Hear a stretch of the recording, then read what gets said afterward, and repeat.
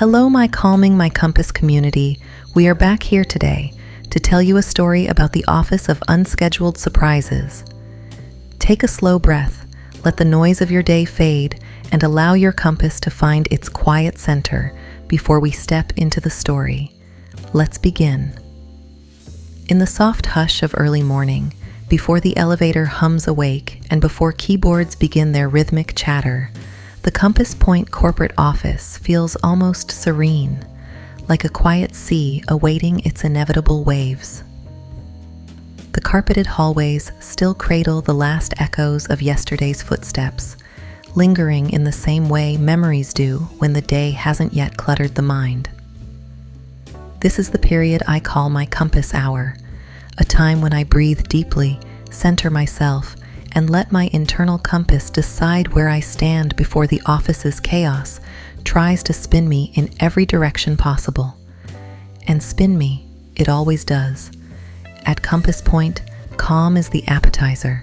Comedy, confusion, and unhinged plot twists are the main course. And today, the menu is about to be particularly questionable. Yet even as hilarity brews, the theme is always the same. Stay centered, stay aware, stay grounded, even if the building catches fire, even if someone steals your lunch and your stapler, even if your supervisor tries to hold a motivational seminar about synergy through synchronized blinking. Because here, in this office, hilarity is a natural resource, and I, your narrator, am simply trying to keep my compass from spinning off into the fluorescent lights. Part 1. The mystery of the floating memo. It began as office mysteries often do, with a memo. Not a normal memo, no, that would be too easy for Compass Point. This memo floated. Not physically, of course, it simply appeared everywhere it wasn't supposed to. I first saw it taped to the water cooler, announcing that all employees were required to attend a mandatory optional morning meeting regarding the urgency of non-urgent issues. Classic Compass Point logic. You must come, especially if you feel like you shouldn't. Moments later, I found the same memo tucked beneath my keyboard, then attached to the underside of my coffee mug, despite the fact that I had physically held that mug the entire morning. It was as if the memo was stalking me, and because I start each day with a commitment to calm, I inhaled deeply and said to myself, my compass stays steady. Even as Karen from accounting tried to whisper, loudly, that the memo was definitely haunted, even as the intern insisted it was a government conspiracy, even as the office manager swore she printed only one copy, yet 27 seemed to exist.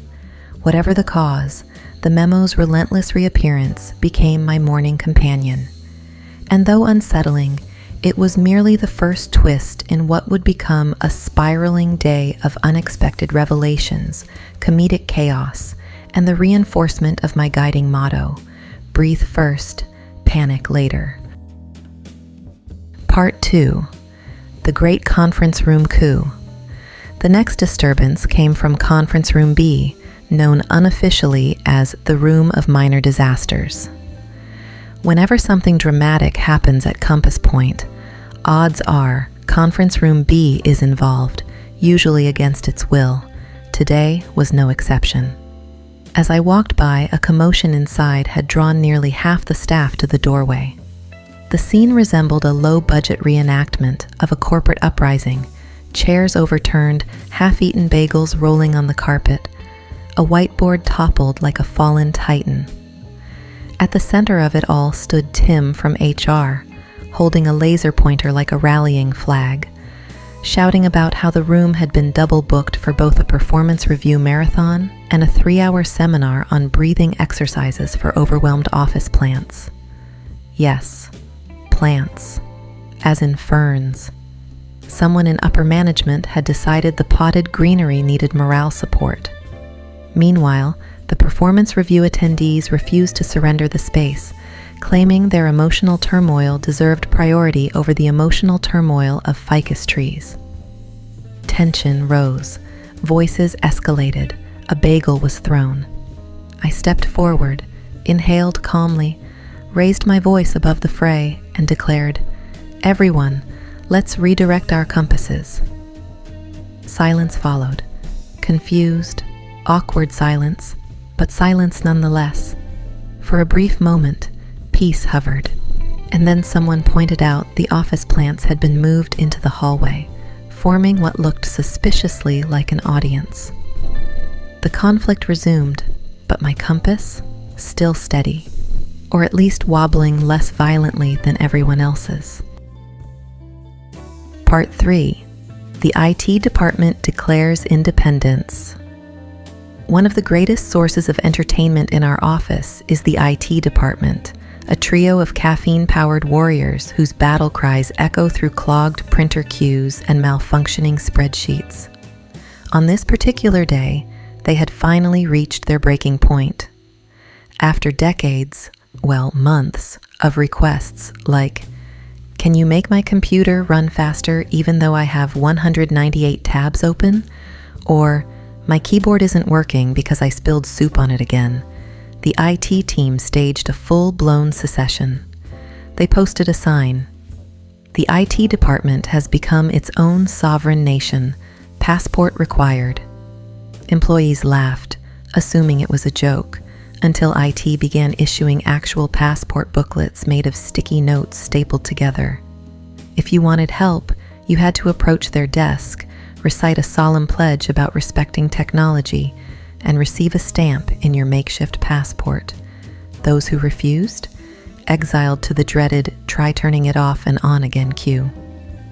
By noon, IT had declared a national anthem composed entirely of keyboard clicks, established a new currency, unused USB drives, and began constructing a small but intimidating border made of surplus printer cartridges. Watching the absurdity unfold, I once again found myself centered. The chaos swirled like a hurricane, but I remained a lighthouse, though admittedly one with a very dry sense of humor. My compass held steady, even as I negotiated safe entry into the IT nation to retrieve my own forgotten password. Part 4. The lunchroom incident of legendary proportions. Every office has a lunchroom legend: the missing sandwich caper, the microwave explosion of 17, the almond milk betrayal. But none compare to what occurred at Compass Point on this particular day. It started innocently enough. I walked into the lunchroom to heat my calming herbal tea, only to find a crowd gathered around the fridge, whispering like participants in a corporate seance. The reason: someone's lunch, an elaborate homemade gourmet masterpiece, had vanished. Not stolen, vanished. The container remained sitting innocently on the shelf, but the contents were gone, replaced mysteriously with a handwritten note that read, "Your quinoa has ascended." No one knew what that meant. Theories multiplied. Was the lunch stolen by a prankster? Was there a rogue spiritualist in the office? Did quinoa actually ascend? And most importantly, who would dare leave such cryptic poetry in a refrigerator? The drama spiraled quickly. Accusations flew. Alibis were questioned. The intern cried. Someone demanded we bring in a food psychic. And in the midst of the melodrama, I sat quietly, sipping my tea, allowing my compass to keep me grounded. I reminded everyone that nourishment begins with awareness, and perhaps the real message was to let go of material attachments, like quinoa. This did not calm anyone, but it centered me, and that counts for something. Part 5. The presentation that absolutely no one prepared for. Late in the afternoon, the office received a calendar alert. Team-wide presentation in 10 minutes, mandatory. The problem? No one knew who scheduled it, or what it was for, or who was supposed to present. Nevertheless, everyone dutifully shuffled into the large conference room, eyes wide with suspicion and caffeine. The projector flickered ominously, displaying a single slide labeled Untitled Document 7. The room waited and waited. Finally, upper management arrived, equally confused, and whispered among themselves like actors missing their lines. Then, in the purest form of corporate improvisation, they announced that whoever felt called by their inner compass should take the stage. Absolute silence followed. People stared at their shoes. Some attempted to merge with the furniture. Others pretended to receive urgent phone calls. After a long, comedic pause, I stepped forward, not because I had a presentation, but because my compass nudged me gently toward opportunity. I spoke about unity, about the strange beauty of working in an office held together by duct tape, caffeine, and questionable emails. I spoke about allowing chaos to serve as a reminder of our own inner stability, about letting laughter dissolve tension, and about embracing the unpredictable rhythm of office life.